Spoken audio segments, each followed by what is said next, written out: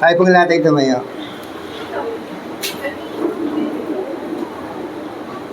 Ayan. Nagpapasalamat po ako sa Panginoon dahil minsan pa, nakita-kita po tayo dito. At salamat sapagkat ang bawat isa po sa atin ay iningatan po ng Panginoon. At naniniwala naman ako na pinagkalooban kayo ng mahimbing na pagtulog. Kahit na alam kong may mga kinakaharap tayo sa ating mga buhay, hindi nagpapabaya ang Panginoon. So let us pray. Dakilang Diyos, salamat po sa mapayapang araw na ito na ipinagkaloob mo po sa amin. Binubuksan po namin, dakilang Diyos, ang amin pong mga puso. Malaya pong makapasok at maitanim ang mga binhi ng iyong mga dakilang salita sa bawat isa sa amin.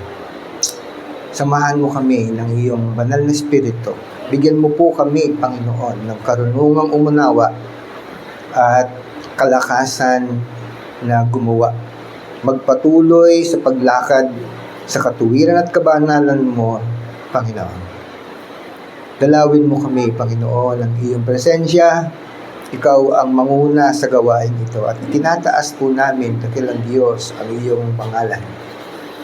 Patawarin mo kami, Panginoon, sa amin pong mga pagkukulang at marapatin mo, aming Diyos, na sa amin pong paglapit ay madama namin, Panginoon, ang paghaplos ng iyong mapagpalang kamay sa bawat isa sa amin.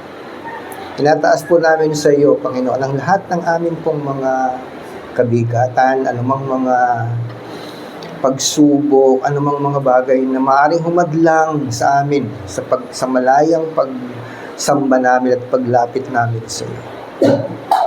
Hawiin mo nga po, Panginoon, ang lahat ng ito at malaya po namin, O Diyos, na madama ang pagkilos mo. Kaya minsan pa tinitiwala ko po sa iyo, Panginoon, ang pagpapahayag ng iyong mga salita. At patuloy, O Diyos, na ang bawat isa sa amin ay lumalim pa ang aming pagkakilala sa iyo, higit sa lahat. Pangunahan mo po kami, Panginoon, sa mga sandali nito hanggang sa matapos, Panginoon, ang gawain nito. Salamat po, O Diyos, pinupuri ka namin. Ito po aming samutiling sa pangalan mo lamang, Jesus. Amen, amen. Sige po, kaya na po tayong umupo. At muli, binabati ko po kayo ng isang magandang umaga. Meron po akong mga nakitang mga bagong mukha na fresh. Salamat, nandito muli si Eunice. Matagal ko lang din nakikita si Eunice eh. Kailan ba tayo huli nagkita? Last Sunday, no? Matagal na. Si Sofia. Magkausap kami ni Sofia. Lagi kong minamessage si Sofia, let us pray. Done praying, sumasagot naman siya. Pati si Christine. Bawat isa sa inyo, yung abot ng nasa memory box ng cellphone ko. Pagising ko po sa umaga, wala po akong ibang unang ginagawa kundi lumapit sa Diyos, alalahanin kayo sa aking mga panalangin. At ang dalangin ko na kausapin kayo ng Panginoon, samahan kayo ng Panginoon, anuman ang mga pinagdaraanan ninyo, tulungan kayo ng Panginoon. Na alam ko naman na gusto ninyo, bagamat may mga pagkakataon na may mga mahadlang, at yun naman ay gawain ng kaaway. Kaya ang pinakamabisa ang magagawa po ng isang lingkod ng Diyos o ama ng pananampalataya, ama sa iglesyang ito, ay ilapit kayo sa Panginoon. Of course, ang aking pong anak, lagi ko pong ipinapanalangin ang aking mga anak at naniniwala ako na ang tugon ng Diyos ay nanduroon. Wala po akong ibang dinadalangin na ingatan sila, balutan sila ng dugo ng Panginoon, ilayo sila sa anumang kapahamakan. At salamat sapagkat hindi nagmaliw ang paggalaw ng Panginoon. Alam niyo ba na yung bahay namin, kung tutuusin, wala na ho sana kaming bahay. Dahil yung taas po ng bahay namin sa dami ng mga gamit na nakatambak, nasusunog na ho pala yung bahay namin sa taas, hindi lang po pinahintulutan ng Panginoon at tuluyang matupok ang bahay namin. Pati ho yung bahay namin, nililihans ko. May mga pagkakataon na pupunta ako sa isang lugar, doon ako luluhod, doon ako lalapit sa Panginoon. Alam kong hindi ko siya nakikita, pero alam na alam kong nakikita niya ako. At higit sa lahat, alam na alam kong naririnig niya ako. May mga pahintulot ng Panginoon sa mga pinagdadaanan ko sa buhay, pero yun ay bilang paghahanda sa lalong mas malaking sorpresa o responsibilidad. Kaya I praise the Lord for protecting us, protecting TLC at CCI, protecting my family. Each and every one of you are being protected by God. He's keeping you safe from the works of the enemy, and I thank the Lord for that. So, muli, salamat po at narito po kayong muli. Tayo po ay pumasok na sa bagong buwan ng Hulyo. Ilang buwan na lamang po ay magtatapos na naman ang 2026 at papasok na ang 2027. Magkakaroon po tayo ng bagong tema. Simple lang po ang bagong tema. Madali lang. Pero sa tema ng pagtatanong. Ang tema po natin ay nasaan yung pagtatanong. Ang tema po natin ay may pamagat na gaano ka na katagal dyan? Pakibuksan nga po ang ating screen, John 5, 1-15. Kung po pwede sa Tagalog, and then English po natin. John 5, 1-15. Anong tema po natin? Gaano ka na katagal dyan? So, hinihiling ko po lang inyong mga puso ay nakabukas sa tinig ng Panginoon. Okay? Ako po ay instrumento lamang para magpahayag. Pero ang pangungusap ay nasa banal na Espiritu, kaya nagtitiwala ako sa banal na Espiritu na siyang magpapahayag po sa inyo, hihipo po sa inyo, at magbibigay ng karunungan para unawain po natin ang kahulugan nito sa ating mga buhay.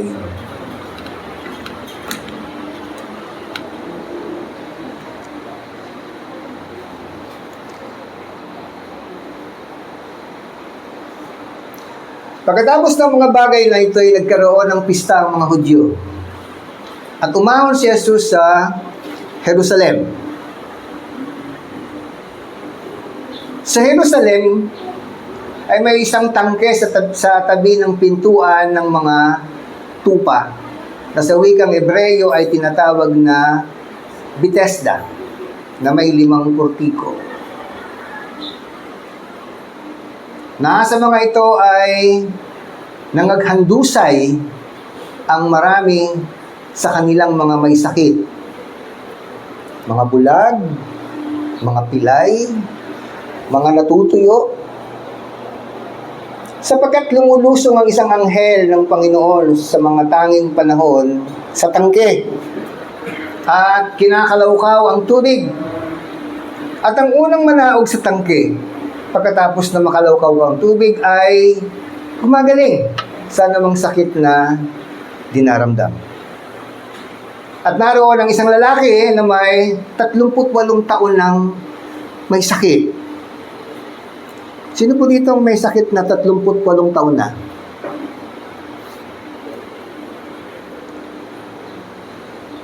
Nang makita ni Jesus na siya'y nakahandusay at mapagkilalang siya'y malao ng panahong may sakit, ay sinabi niya sa kanya, "Ibig mo bagang gumaling?" Sumagot sa kanya ang lalaking may sakit, "Ginoo, wala nang taong maglusong sa akin sa tangke sa pagkalawkaw sa tubig. Datapwat samantalang ako'y naparoroon, ay nakalusong na muna ang iba bago ako." Sinabi sa kanya ni Jesus, "Magtindig ka, buhatin mo ang iyong higaan at lumakad ka." At pagdakay gumaling ang lalaki at binuhat ang kanyang higaan at lumakad. Noon nga'y araw ng Sabat. Kaya sinabi ng mga Hudyo sa kanya na pinagaling, ito'y araw ng Sabat at hindi mo tuwid na buhatin mo ang iyong higaan. Ngunit sila'y sinagot niya, ang nagpagaling sa akin, ang siya ring sa akin ay nagsabi, buhatin mo ang iyong higaan at lumakad ka. Tinanong nila siya, sinong taong sa'yo'y nagsabi, buhatin mo ang iyong higaan at lumakad ka? Ngunit hindi nakikilala ng pinagaling kung sino siya, sapagkat si Jesus ay humiwalay, palibhas ay may isang karamihan sa dahong yaon. Pagkatapos ay nasumpungan siya ni Jesus sa templo, sa kanya ay sinabi, narito, ikaw ay gumaling na, huwag ka nang magkasala, baka mangyari pa sa iyo ang lalong masama. Umalis ang tao at sinaysay sa mga Hudyo na si Jesus ang sa kanya'y nagpagaling. Pamilyar po ba kayo sa atin pong binasa? Sino po dito ang pamilyar sa atin ang atin pong mga binasa? Okay. Gumaling po ba kayo? Gumaling po ba kayong magmemorya?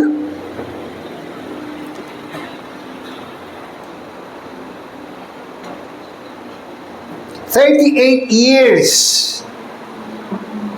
Gaano katagal ang buhay ng tao na nakapapaloob sa isang sitwasyon na siya ay may karamdaman. At ang karamdaman yan, mga kapatid, ay hindi lamang po simpleng karamdaman. No? 38 years, long enough for pain to become familiar. Nasanay ka na sa sakit. Kaya yung tanong po natin sa tema, ilang taong ka na ba dyan? Ilang taon mo na bang tinatanggap na ang sarili mo dyan na lang? Baka lagpas pa po kayo sa 38 years.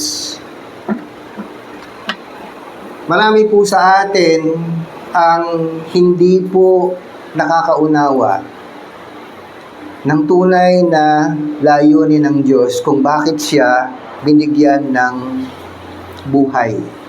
Ang buhay po ay hindi lamang po hininga, no?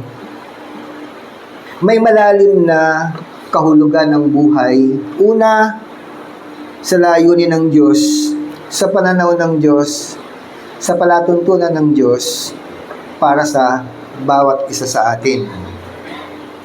Long enough for disappointment to stop surprising you, long enough for hope to grow quiet. That was the man lying beside the pool of Bethesda. For nearly 4 decades, he watched life move around him while he remained in the same place. Marami nang nagbago sa paligid mo, nandyan ka pa rin. Ilang taon ka na ba dyan? Nabago na ang takbo ng media. Noong panahon po namin, ang media ay simple lang. Radyo, transistor, bihira po ang may television. Bihira ang may telepono. Nabago na ang kapamaraanan ng paglakad ng tao, pero naglalakad siya, ang nakapagtataka, hindi po siya nakalalayo doon sa kinalalagyan niya. Naintindihan niyo po ba, mga kapatid? Maybe you are thinking that you are moving. But surprisingly, in your mind, you are moving, but your body remains stuck. Sino po dito nakasubok na ng tumatakbo pero nandoon lang siya, hindi po nakakalayo? Yung tumatakbo. Talagang tumatakbo, ha? Pero hindi siya lumalayo.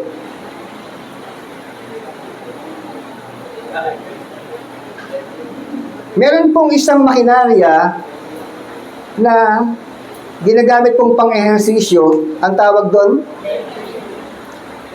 Treadmill. Takbo ka ng takbo! Pero nandoon ka pa rin. Imagine life. Life is somehow looks like a treadmill.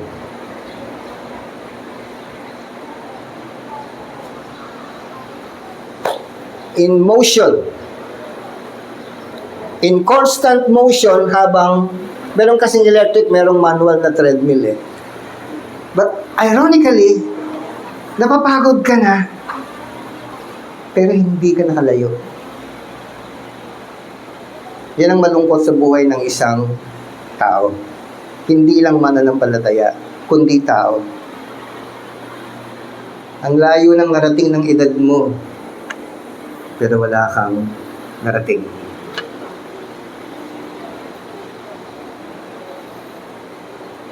Day after day, year after year, the greatest tragedy wasn't simply that he couldn't walk.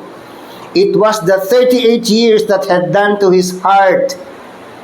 Yung 38 taon na naging kasangkapan upang ang kanyang puso ay maging paralisado. The tragedy that this 38 years has done into the heart of this man. When Jesus approached him, he asked a question that seems almost unnecessary. Do you want to be healed? Mga kapatid, gusto ba natin gumaling?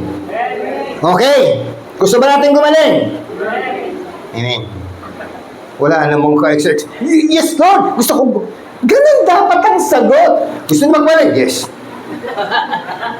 Para kang galit ah. Ikaw na nga tinatanong eh. Gusto niyo bang gumaling? Yes. Gusto niyo bang gumaling? Yes. Yeah. Para napipilitan lang kayo sumagot ah. Surely the answer was obvious. But listen carefully to the man's reply. He never actually says, yes! Balikan po natin yon. Verse... Magsimula po tayo sa 3. Na sa mga ito ay nangaghandusay. Ano ba yung nangaghandusay?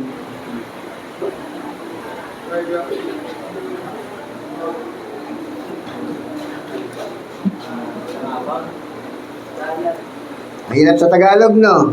Tapos gusto nyo Tagalog.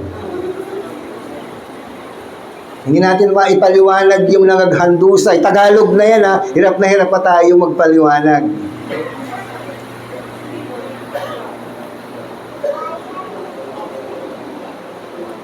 Ang marami sa kanilang mga may sakit. Tignan nyo yung mga sakit na yan. May sakit. Tapos sumunod ang bulag, mga pilay, mga natutuyo, or imbalido, or paralisado.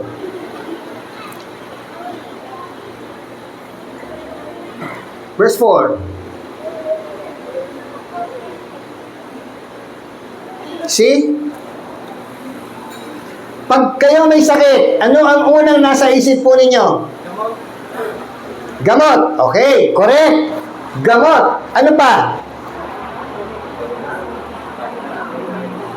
Ha?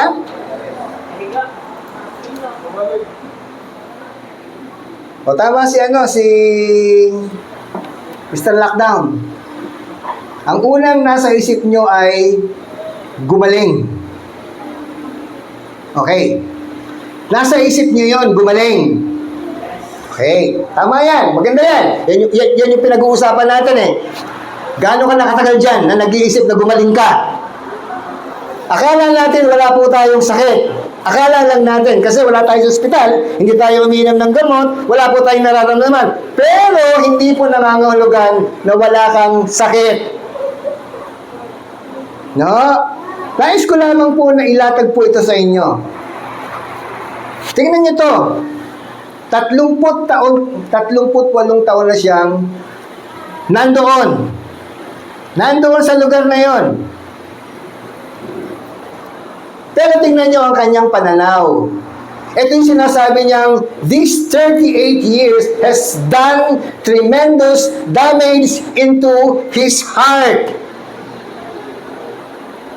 Yung 38 taon na yon ang nagdulot ng napakalaking pinsala sa kanyang puso. Wala po siyang sakit sa puso, pero malaki ang pinsala na naidulot ng 38 taong paghihintay para siya gumaling. Sapagkat, mga kapatid, ito, sapagkat lumulusong ang isang anghel ng Panginoon sa mga tanging panahon sa tangke at kinakalawkaw ang tubig at ang unang manaog sa tangke pagkatapos na makalawkaw ang tubig ay gumagaling sa anumang sakit na dinaramdam. Look at this passage. Tingnan niyo ang maigi, mga kapatid. Akala natin kapag masakit ang ulo natin, pag uminom tayo ng Cortal Medical, okay na tayo. So, ang kagalingan nasa Cortal, nasa medical, wala sa'yo. Ang kagalingan ay wala sa'yo. Tingnan nyo to, mga kapatid. Siya ay nakatingin sa tubig. Sa tubig siya nakatingin sapagkat ang alam niya may bumapalaog na anghel at kinakalawkaw ang tubig. Now, tingnan nyo to. Ang sabi niya, hindi naman siya tumugon ng, oo, gusto kong gumaling. Kasi ang linaw ng tanong eh. Gusto mo bang gumaling? John 5:8. Punta tayo sa 5:8. Sinabi sa kanya ni Jesus, magtindig ka, buhatin mo at ang iyong higaan. 5:6 pala, I'm sorry, 5:6. Yung nangungutang, napasobrahan ako eh. 5:6 pala, 5:6. 5:6. Parang bigla kayong natuwa parang merong naalaala kayo nung sinabi ko yung 5:6. Okay? Nung makita ni Jesus na siya'y nakahandusay, at mapagkilalang siya'y malao ng panahong may sakit, ay sinabi sa kanya, ibig mo bagang gumaling? Nais ko po na mag-concentrate po tayo dyan. Kung kayo ang tatanungin ng Panginoon ngayon, gusto mo bang gumaling? Anong isasagot ninyo?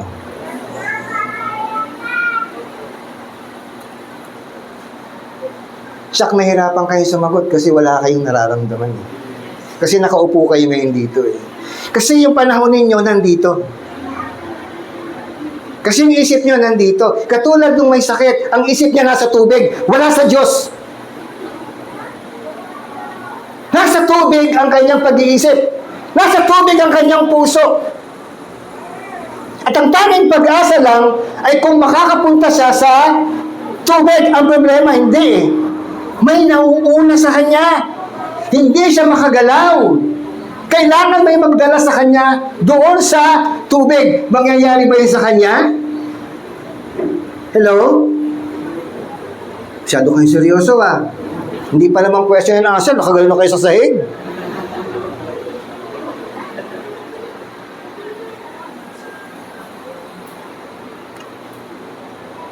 Matagal lang nakikita ng Panginoon ang sitwasyon natin. Nakikita mo ba ang totoong sitwasyon mo? O ang tinatanaw mo ay ang nasa labas ng puso mo? Nasa labas ng isip mo. At yung sitwasyon ang nangingibabaw, hindi ang Panginoon. Sabi niya, Sir, I have no one to put me into the pool when the water is stirred up and while I am going, another steps down before me. His answer reveals something deeper than physical paralysis. Yun ang sinasabi ko, mga kapatid.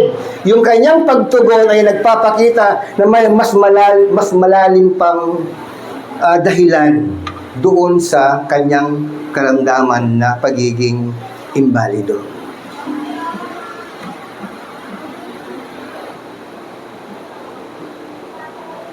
For 38 years, he had come to believe that healing could happen only one way. Sa loob ng 38 taon, naniniwala ang taong ito na ang gagalingan ay isang kapamaraanan lamang. Ano yun? If the water stirred, kapag kinalawkaw yung tubig, if someone helped him, kung may tutulong sa kanya, at kung siya ay mauuna.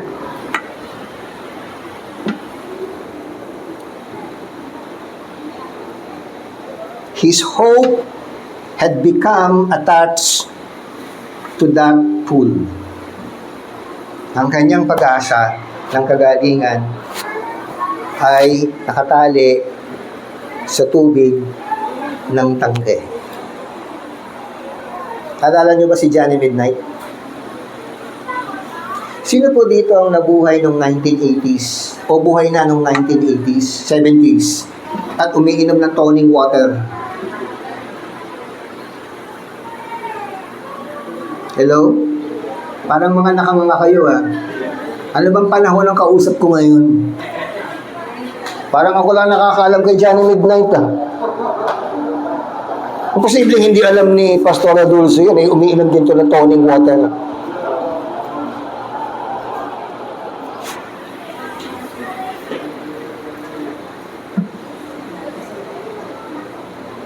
Every day, people waited for the stirring of the water.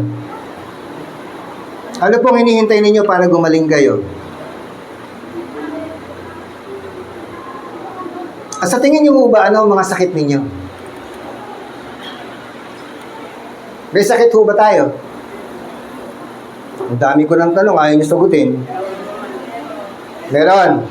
Ano sakit niyo? Maliban sa 5-6.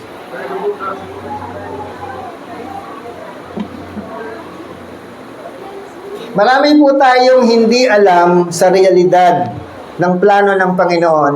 Ang nakikita lang natin ay ang realidad na nakikita ng ating mata.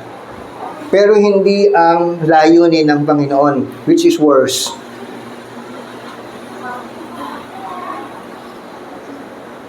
Ang pinakakahabag-habag na nilalang ng Diyos sa lupa ay hindi yung pinakamahirap. No?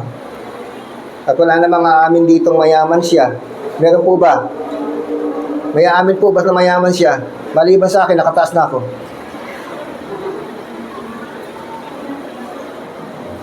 Walang aamin na kayo mayaman. Kasi ang kayamanan ayon sa ating panukat ay sa salapi.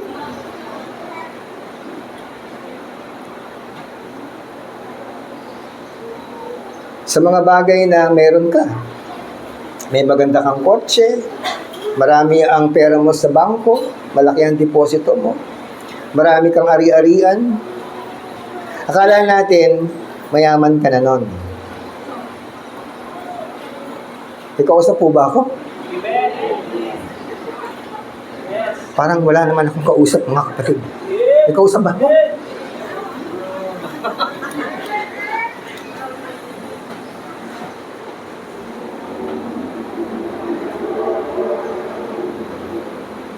Everyone believed healing belonged to the one who was fast enough. Ang alam niya, ang kagalingan ay mangyayari lang doon sa isang taong mabilis at nauuna sa tangke. Yun ang laman ng kanyang isip. Yun ang kinonvey ng puso niya sa isip niya, and that's what he believed. Na ang gagaling ay ang mauuna.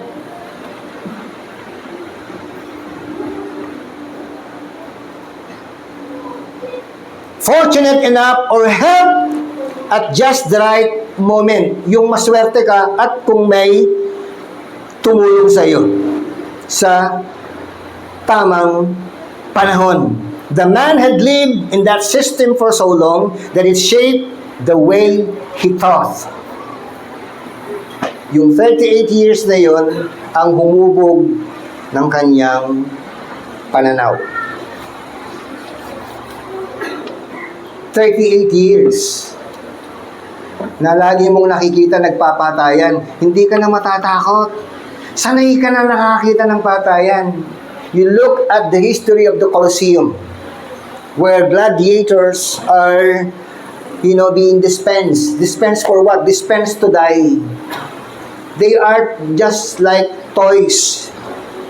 Na kapag sinabi ng hari, papatayin mo. Pag sinabing ganyan, bubuhayin. Yung pinupuntahan turismo ngayon, mga kapatid, sa Roma, napuntahan na nila, Sister Presi, yung Colosseum. Gandang tignan, pero napakalagim ng kasaysayang nasa loob ng arenang yon. Maraming tao ang namatay doon. Ngunit ang mga nanonood, maraming nasisihan kapag nakakita sila na nagpapatayan. Sanay na sanay silang nakakita ng pinapatay. Kaya nung si Kristo Jesus, nung panahon na yon, ilalatigo, tuwang-tuwa sila. Sanay silang nakakita na napuputulan ng leeg. Meron nasasaksak, lumuluwa ang bituka, at yung mga grotesque na mga bagay, sanay na sila doon. Hindi sila natatakot. Tuwang-tuwa sila doon.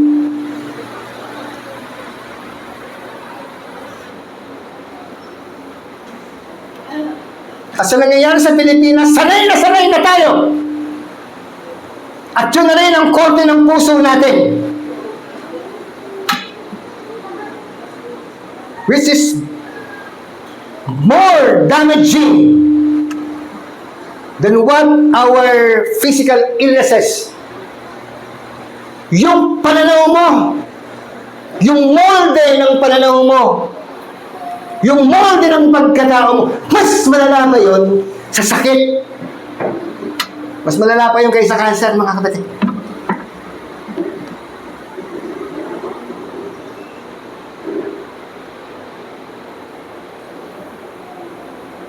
His expectations, his prayers, even his answer to Jesus. Isn't that what long seasons of pain often do to us? We begin by waiting on God, but if the waiting continues, we slowly begin placing our hope somewhere else. Ang tagal na naghihintay, hindi si Lord ang hinihintay niya, kundi yung tao magbubuwas sa kanya at dadalhin siya doon sa pool. Sino magbubuwas sa kanya? Yan yung bang matinong tao na pupunta doon na wala naman siyang sakit, pupunta siya doon para magbuhat? Wala po, mga kapatid. Sino magbubuwas sa kanya? He's waiting for someone who will never come because he's not as ill as he is. Hindi siya paralisado. Bakit ako pupunta dyan? Sino magbubuhat sa kanya?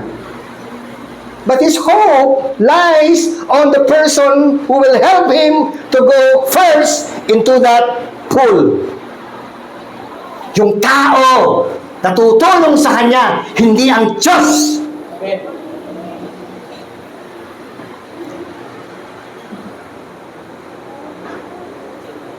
Ito yung mga bagay na nasa isip natin. I'll have peace when my circumstances change. Magkakaroon lang ako ng kapayapaan kapag nagbago ang mga kaganapan or circumstansya. I'll finally be happy when this burden is gone. Magiging masaya na ako kapag wala akong problema. I'll trust God once He answers this prayer. Magtitiwala ako kay Lord kapag sinagot niya ang aking panalangin. And I'll obey Him when life becomes easier. Susunod ako sa Panginoon kapag okay na ang buhay ko. Mga kapatid, that's the worst. That's the worst. Tanong, hanggang kailan ka pa dyan? Kailan ka pa ba dyan? Hindi ba ganon din tayo?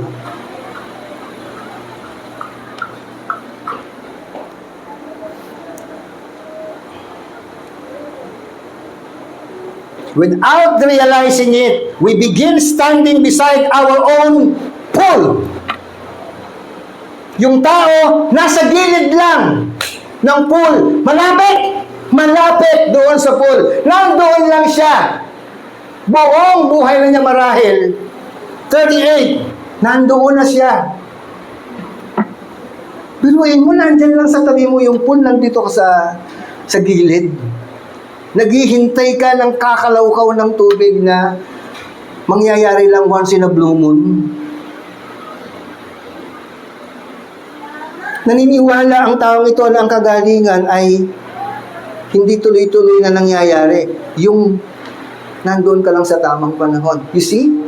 You see the mentality? You see the frame of mind? Na iniisip natin na gaganda ang Pilipinas kapag nabago na ang presidente. Kapag nawala na ang kasalukuyang presidente at may bago ng presidente, gaganda na ang Pilipinas. It will never happen. Kahit may umupo pang bagong presidente sa Pilipinas, kung ang ugali ng mga Pilipino, bulok pa rin ang gobyerno po natin. Ganon din ang mga Kristiyano. Kahit na anong poging pasto! Ayun muna, nauwaw ako. Tumaas ang kilay ni Bal.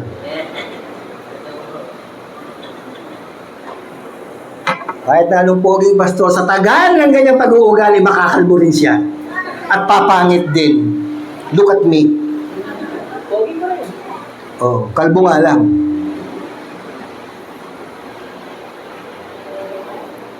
Without realizing it, we begin standing beside our own pool. Imagine! Hindi naman tumatakbo yung pool, nandoon lang. Nakatingin ka lang. Tinitignan mo lang ang pool. Hinihintay mo yung magkakalaukaw ng tubig. At para gumaling ka kapag nakalaukaw ang tubig, dapat nandoon ka na. Napakahirap ng kanyang sitwasyon, mga kapatid.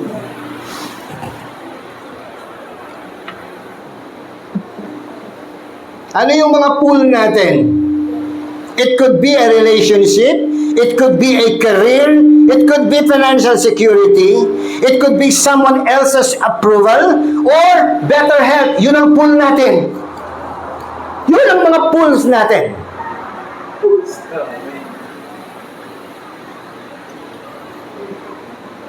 We quietly convince ourselves that this is what must change before we can finally live again. Na dapat mabago ang lahat ng ito upang tayo ay totoong mabuhay.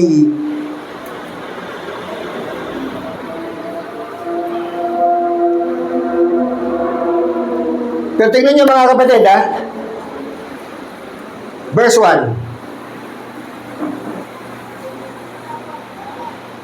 Pagkatapos ng mga bagay na ito, nagkaroon ng pista ng mga Hudyo at umahon si Jesus sa Jerusalem. 2. Sa Jerusalem ngayon may isang tangke sa tabi ng pintuan ng mga tupa na sa wikang Hebreo ay tinatawag na Bethesda na may 5 portiko. Na sa mga ito ay nagaghandusay marami sa kanilang may sakit. Mga bulag, mga pilay, mga natutuyo. Next. Ito na, sapagkat lumulusong ang isang anghel ng Panginoon sa mga tanging panahon ng tangkat kinakalaw ang tubig. Notice mga kapatid, yung anghel, kailangan kalawkawin ang tubig. Alam niyo ba na pinagaling ng Panginoon ng lalaki na hindi niya ginalaw ang tubig?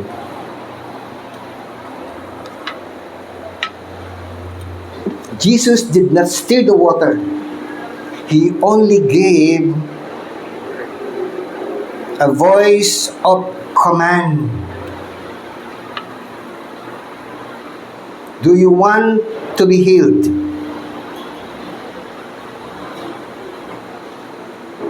See? Ang isip ng tao, kapag nakalawkaw ang tubig, nandun siya, gagaling siya. Dumating na ngayon ang kagalingan niya sa harap. Yung tubig, hindi siya nilapitan. Ang Panginoon, siya mismo ang lumapit sa tao. Ang tagal mo na pala dyan. 38 taon ka na pala dyan. Baka gusto mong gumaling. Aba, hindi pa rin nahimasmasan sa katangahan ng taong ito. Hindi lamang po siya imbalido, tanga rin siya. Mga kapatid, ilang Kristiyano ang alam yung tanga? Ilang Kristiyano ang alam yung tanga? O baka naman, isa ka doon.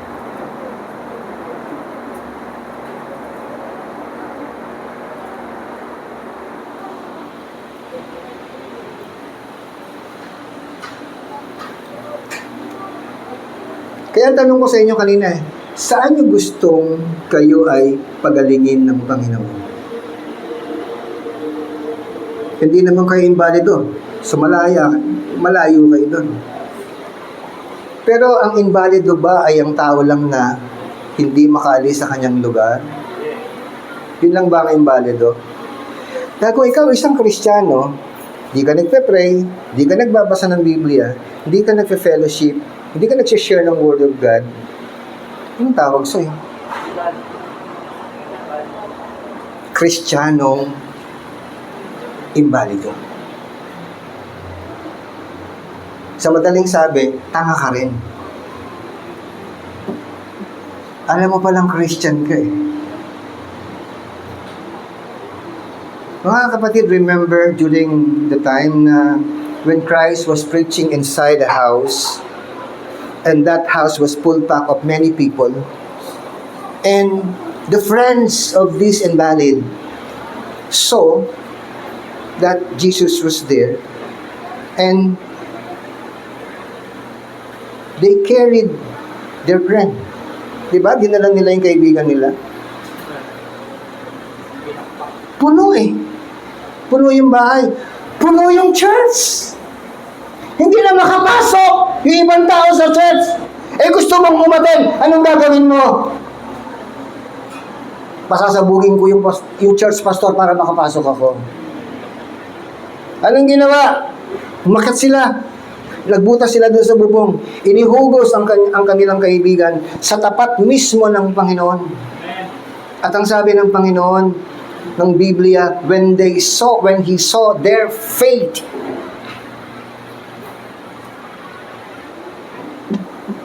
so gusto niyong gumaling?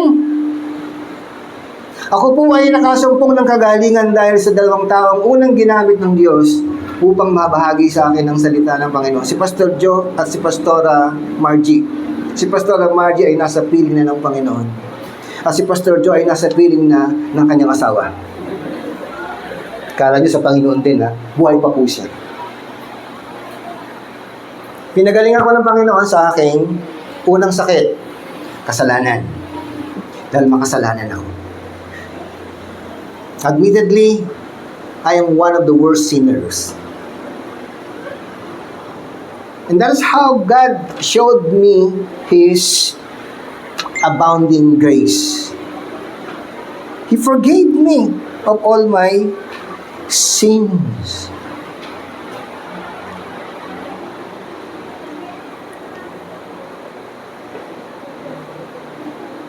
But notice what happens in the story. Jesus never stirred the water. He never helped the man into the pool. He never told him to wait for a better opportunity. Yung inaasahan, yung nakikita at alam ng imbalido na dapat mangyari bago siya gumaling, sinantabi lahat yun. Kapatid, mga kapatid, una, hindi ginalaw ng Diyos ang tubig. Hindi niya tinulungan yung lumpo na pumunta sa tubig at hindi rin siya nagsabing, paghintay ka bukas, linggo bukas para spectacular ang kagalingan mo. Maraming tao. Yung ginagawa ni Benny Hinn over the television.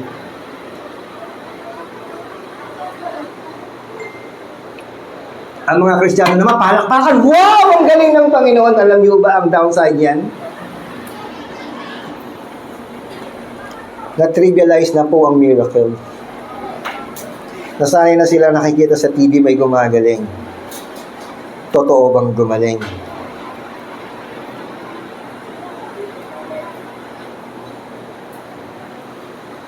Tapos dadagsain nila si Benny Hinn. I have nothing against Benny Hinn.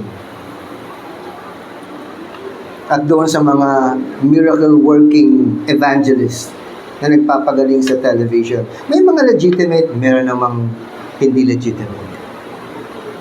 Pero ang downside, mga kapatid, nai-excite pa ba kayo pag may gumagaling sa television na papanood ninyo? Nasanay na, hindi, gagaling yan, Jack. Kasi inulat na ng kamay ni Benny Hinn. I'm sorry, nag-name drop ako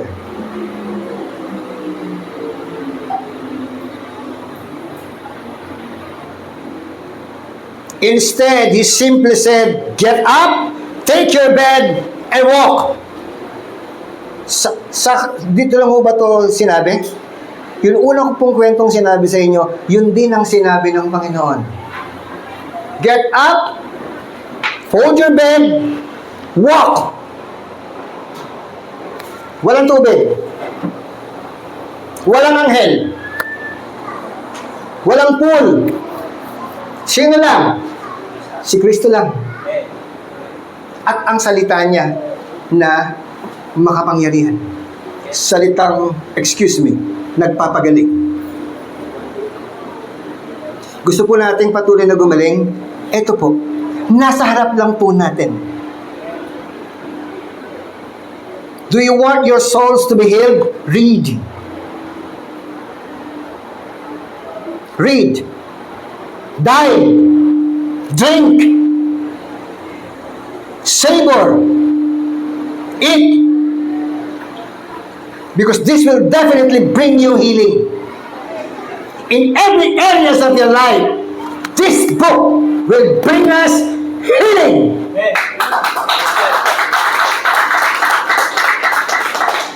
And immediately the man was healed. Immediately. And that man encountered the greatest physician and doctor of all. Hindi ko alam lang aking pong panganay ay merong palang pagnanasang maging isang doktor. Pero siya po ay tapos ng psikolohiya. Alam po niyang bumasa ng mga sira-ulong tao. Kaya tamang-tama po siya, nandito siya ngayon. Sino pong gusto magpabasa ng utak sa kanya?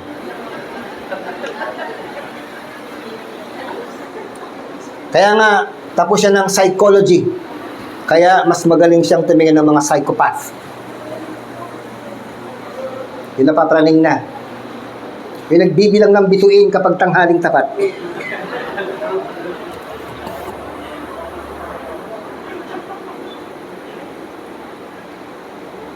What 38 years could not accomplish? Kung ano hindi kayang gawin ng 38 taong paghihintay, mga kapatid.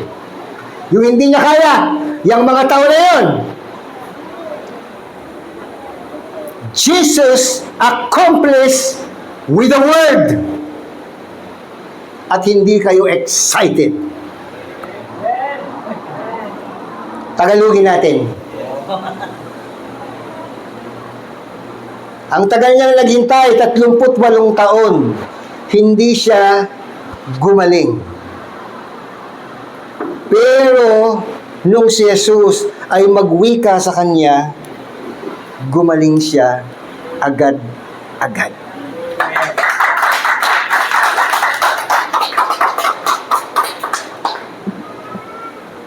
Kung gusto niyo ng pangmatagalang paggaling, ay maghintay nga kayo. Pero kung gusto niyong gumaling ng maaga, pakinggan niyo, may inuutos si Lord. Kagabi, nandun po ako sa lamay ng aking pong isang matalik na kaibigan simula nung elementarya hanggang high school. Magkasama kami sa maraming bagay, sa musika, sa pag-aaral, sa pangbababa, hindi po, sa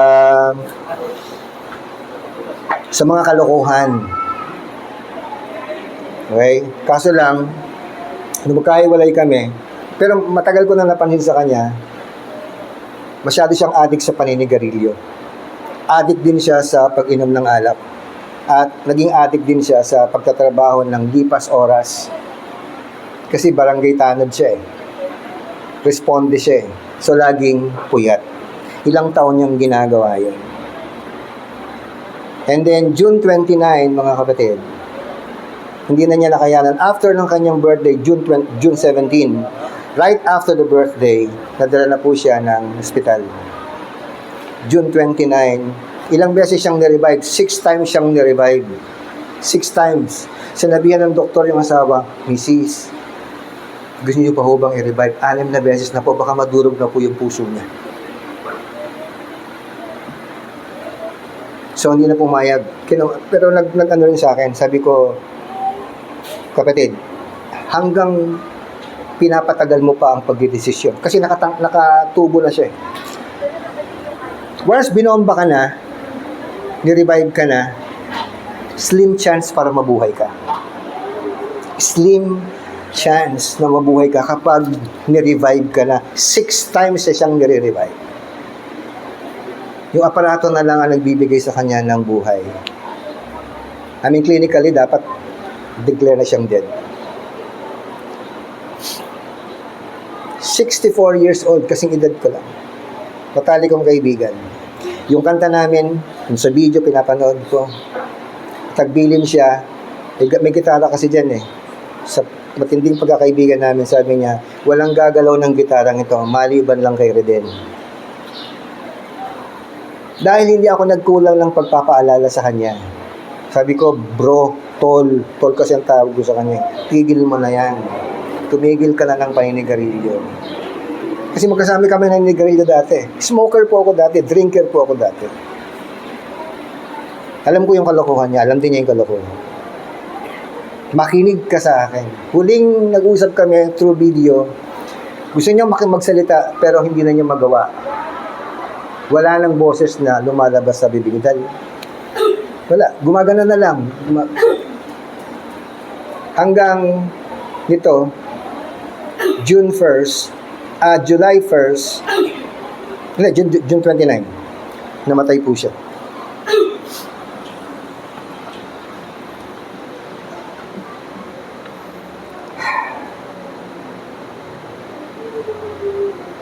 That is what this miracle reveals about Christ. While everyone was watching the water, the true source of healing was standing among them. Habang yung mga may sakit, yung mga makasalanan, yung mga may sakit, yung mga pilay, yung mga bulog, yung mga bulag, yung mga natutuyo, nandun lang sila at nangahandusay, hindi nila alam ng kagalingan, nandun lang sa kanilang kalagitnaan.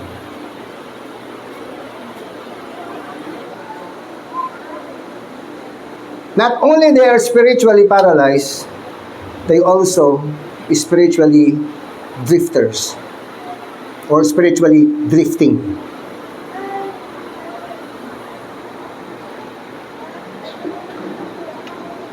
The pool was never the Savior. Hindi ang tubig ang makapagliligtas or makapagpapagaling sa kanila. Yun lang ang laman ng kanilang pag-iisip. Nakakala natin kapag nagpunta tayo ng ospital, gagaling tayo. Sana nga. Di ba? Pag may sakit po tayo, ang agad nating iniisip, dalhin sa ospital. There is nothing wrong. Hindi ko minamasama na meron tayong ospital. Nagtataka lang ako, bakit dumadami yung ospital? Bakit parami ang ospital? Dapat, di ba, paunti? Kung ang ospital ang nagiging sanhi ng kagalingan, hindi ba dapat umuunti ang ospital? Pero bakit dumadami?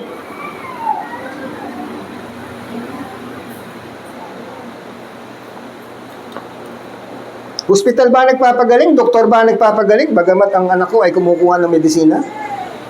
Siguro kaya kumuha ng medisina ang anak ko dahil iniisip niya balang araw kakailanganan ng papa ko ang doktor. Bagay, 50% nga lang, senior. Baka singilin pa ako ng anak ko. Hoy, bayad ka. At baka sa huling hininga ko anak, yung tuition fee mo, kami nagbayad. Balik mo na sa amin. Ay, hindi! Bahagi yun ng pagiging magulang mo. O di nagsumbatan pa kami. Hindi naman gagawin ni Claire. Mabait na anak ko yan eh. Napansin niyo ba pag nagsasalita si Claire? Paano magsalita si Presi? Mga kapatid, alalahanin po natin, ang Diyos ay nakatingin. Mahal na mahal po tayo ng Panginoon, mga kapatid. Diyos ko.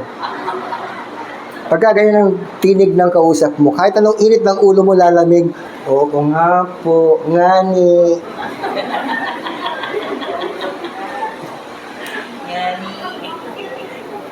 Bakit pa nauso yung nganing yan? Noong panahon namin, yung ngani, madalang gawin. Sa Bicolano, yung ngani! Salitang Bicol din kasi ang ngani eh.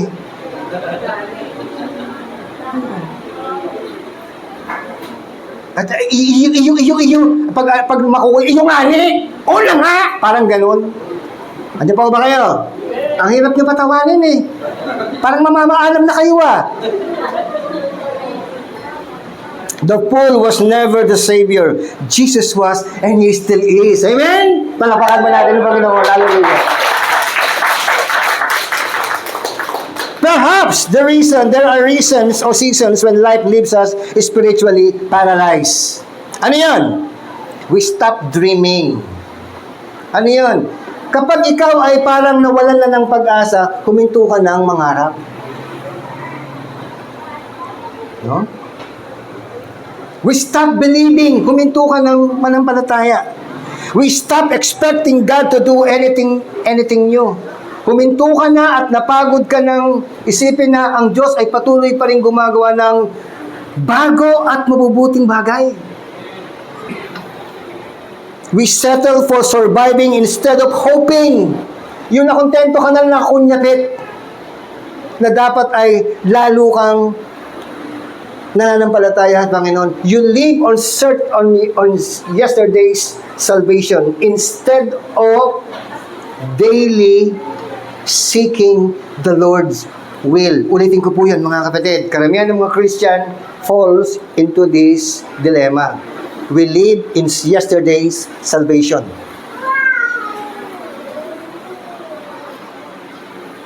Stop it! Sabihin, stop it!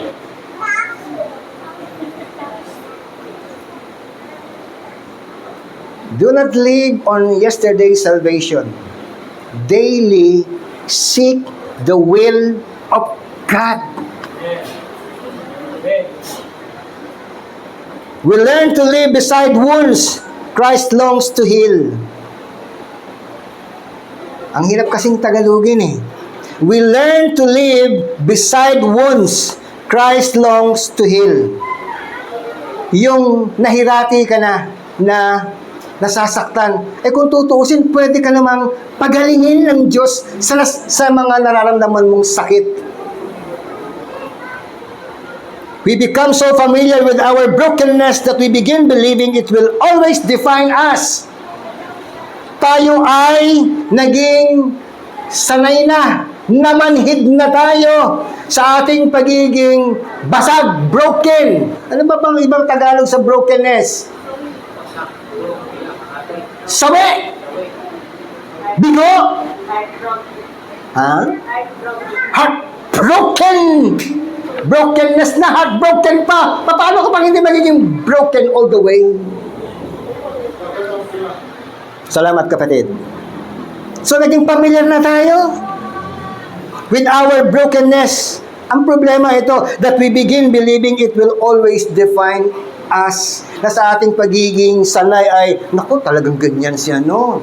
Si Claire, talagang ganyan niya kahit na nasasaktan yan, hindi yan umaaray. Paano aray yan? Halimbawa, pinalo siya, aray ko. Ano ba namang ganun? Yung bang sinampal ka na, ay, ang sakit naman. Walang ka-feeling. Samantalang inabangga, nagsisigaw na nga to the top of his lungs. Hindi ko lang alam kung ano pinagsisigaw. Ay! Hindi ka mga mag-live! Kapag pinagawa na ako, may sugat ako! Look! Abuti na lang, payapa siya. Ay, sandali lang po. Kung pumayapa po kayo, naiintindihan ko po. Umupo po kayo dito sa tabi. Tatawag po ko ng ambulansya kasi may malapit lang na ospital. Titignan po natin. Hindi! Wag na! Hindi, kailangan po kasi. Gusto ko matawa doon sa patotoo ng anak ko. Biluin mo, February pa pala nangyari. Buti na lang, simula ako manalangin, December. O, hindi pa nangyayari, nakapanalangin ako, Lord, makakabangga yung anak ko, please protect her. At nangyari nga. Kayo mga magulang, kapag galit kayo sa anak ninyo, paano kayo magsalita? Yung mga asawa, pag nagsisermon kayo sa mga asawa niyong lalaki, paano kayo magsalita? Oy, ikaw John ha, lagot ka sa akin. Galit na ako kasi papatayin kita John. Ulitin mo pa yan John, sige. Hindi ka na tatagal John. Ibabaong kita ng buhay John. You bear that into your coconut shell John. Ano si Ina? Ina, paano ka magalit kay Alex? Ay, kay Alex, kay ano, si Dulce pala nasa isip ko. Paano ka magalit kay Bal? Yung bang tipong, ha? Yung dinuduro, ikaw Bal, ha? Galit na ako sa'yo. Oo. Tandaan mo to. Pag ako napuno, sasaktan kita. Ha? Ganun ba magalit? Tanong niyo si Presi kung paano magalit ang asawa ko. Kung gaano siya kabagal magsalita dito, ganun kabilis ang kamay. Overspeeding ang kamay niyan. 120 ang kamay niyan. Akala nyo lang. Makinig kayo sa akin.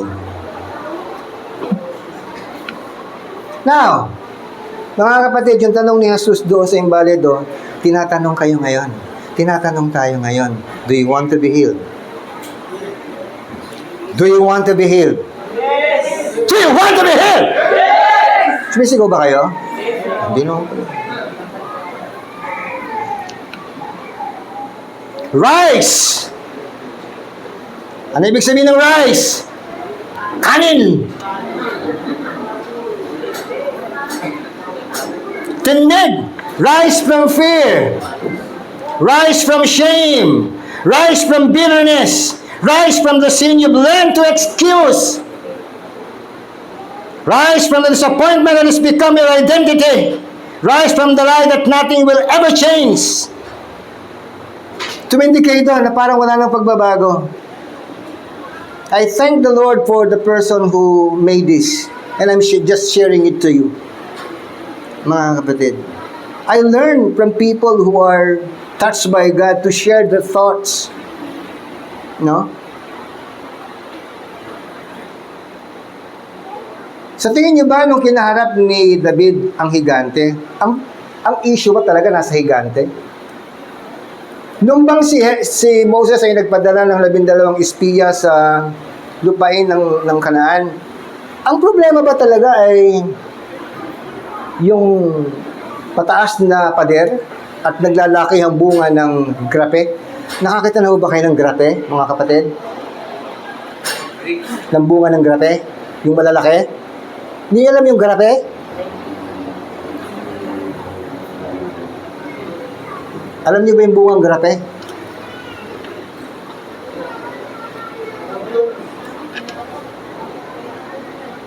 Hindi niya alam yung grape?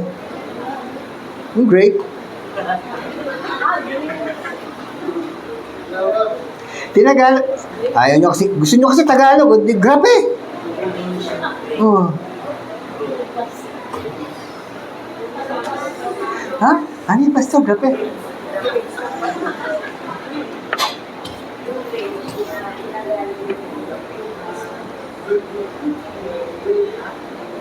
Eto mga kapatid, remember this. Sa lahat ng mga sa atin, sa bawat isa sa atin na nasa matagal ng panahon, nandiyan ka pa rin. Listen to this. Because no matter how long the struggle has lasted, Jesus still has the final word. Na kay Jesus ang huling wika. Ang huling salita. Kung anong sabihin ng Panginoon, yun ang mangyayari. Sabi ko nga sa inyo, may nagkwento naikwento ko na ito sa inyo, mag-alas 12 na pala. Ang haba kasi ng testimony ni Claire, kaya nakain yung oras ko eh. Ang haba ba o ang bagal niya magsalita? Alam niyo mga kapatid, ngayon ko lang sasabihin to, hindi alam to ng parents ko eh. Nadisgrasya ako February. Pero, I praise the Lord dahil first time ko bang nakita si Claire ng testimony? Ngayon ko lang, first time. Parang isa supplies to me. I'm very supplies. I'm very supplies. At saka hindi lang sa sandali nagpatotoo, mahaba-haba rin yan mga kapatid. And I praise God dahil kapag mananalangin na ako, Chinachat ko kasi yan si yung mga anak ko. Oh, let us pray. Si Sophie, pag let us pray. Kasagot sa akin after an hour, opo, let us pray. Tapos na ako nun. Pero praise God. Mga kapatid, it seems na boring ang manalangin, but remember this, when you pray, you're not only talking to God, you are rendering service. Ipinaglilingkod nyo ang panahon ng inyong pananalangin, kaya wag po ninyo itong kabagutan. Kung kinakailangan nyo maglakad, maglakad kayo habang nanalangin, okay lang. Your condition is not greater than His power. See? 38 years. 38 taon nakaratay. Sinabihan na siya ng Panginoon, tumindig ka, tiklop mo ang iyong higaan, lumakad ka. Tapos! Walang mahabang usapan. Hindi na tinanong ng Panginoon, bakit ka ba nagkaganyan? Mag-usap nga tayo. I-record natin para for documentation, sabi nga ni Claire, for documentation purposes.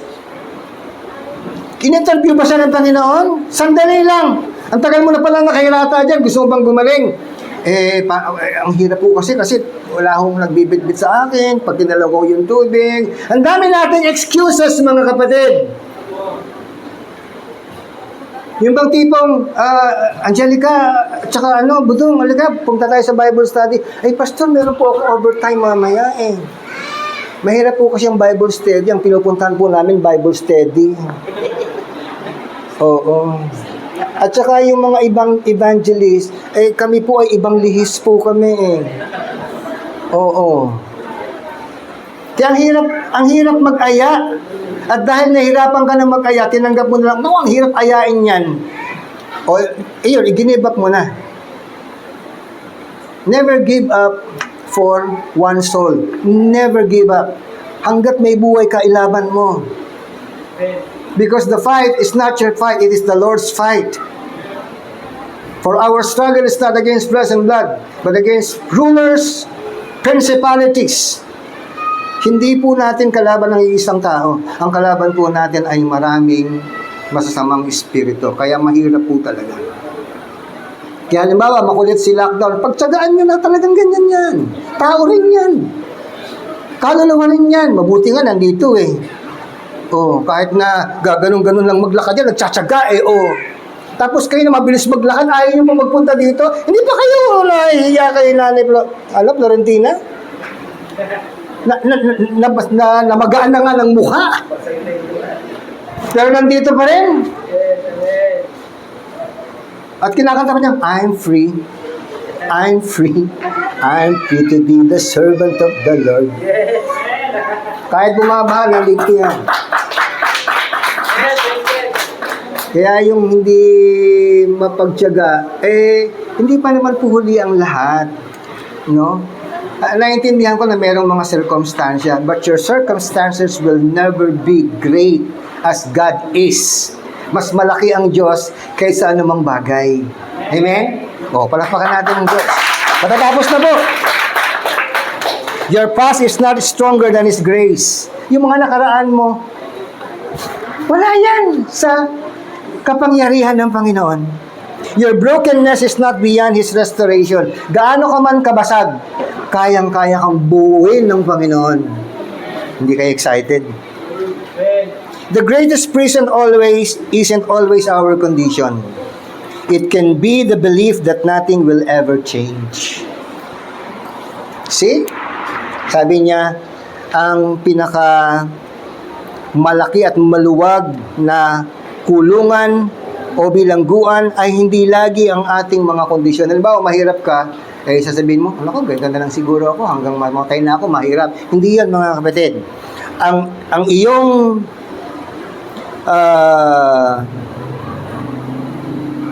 iyong bilangguan ay nangangahulugan lang. It can be the belief that nothing will ever change. Ang iyong magiging malaking bilangguan ay ang pananaw ng mga bagay ay hindi na kailanman magbabago. Yung bang tipok, nako, hayaan mo na yan si Bal, wala nang pag-asa yan. Mabuti nga, pinagtsagaan ni Ina eh. No? Yan, si Ina, si Yula, naku, wala nang pag-asa yan. O si Paris, ba't di ko yata nakikita si Brave? Para kumpleto na yung pamilyang Cruz. Oh, para pasang Cruz na tayong lahat. Ang malaking bilangguan na masasabi ay ang iyong pananaw. Pag baloktot ang pananaw mo, yan ang bilangguan na mas malaki pa sa National Penitentiary.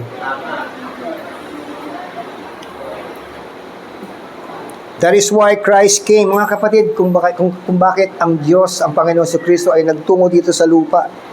Not merely to heal broken bodies. Hindi upang pagalingin lang ang mga katawang may mga sakit. But kung hindi upang basagin ang alin o putulin ang kawalang pag-asa, hopelessness that keeps us from believing He can make us whole again. Parang ako, mga kapatid, kung nakilala nyo lang ako sa unang yugto ng mga buhay ko, hindi nyo paniniwalaan na titindig ako sa pulpitong ito at magsasalita ng salita ng Diyos. Buhay sana ang aking mga magulang para may bagbag totoo. Gaano ako kasutil na anak. Pero dahil sa kahabagan ng Panginoon, may nanghula na nga sa akin, ay kwento ko na sa inyo. Sabi mo, yapin niya! Yung anak mong yan! Hindi yan makakatapos ng pag-aaral! Walang mararating yan! Napunta nga akong San Mateo, di may narating ako. Napunta pa ako ng Mikawayan. O di mas lalo akong narating. Napunta pa ako ng Quezon. Nakatapos po ako ng pag-aaral. Nakapag-asawa po ako ng isa sa pinakamagandang babae sa balat ng lupa. Walang iba kundi si Sister Presi. Palakpakan niyo naman. Lord. Pero hintayin niyo magalit si Presi. Hintayin niyo. Hintayin niyo. And your life will never be the same again. 38 years could not outlast His authority. One word from Jesus changed everything.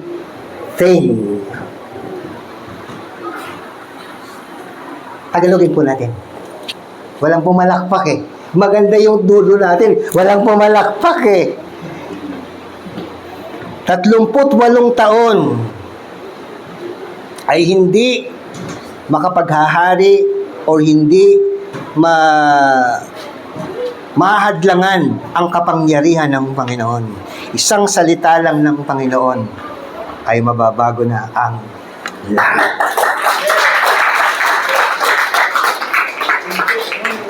Isang salita lang, mga kapatid. Now, tanong. Kailan ka pa ba dyan? Hanggang kailan ka pa ba dyan? Pagkatapos mong marinig ito, tanungin mo yung sarili. Tayo pong lahat ay tumayo? Pwede po bang dali na po natin ang mga elemento?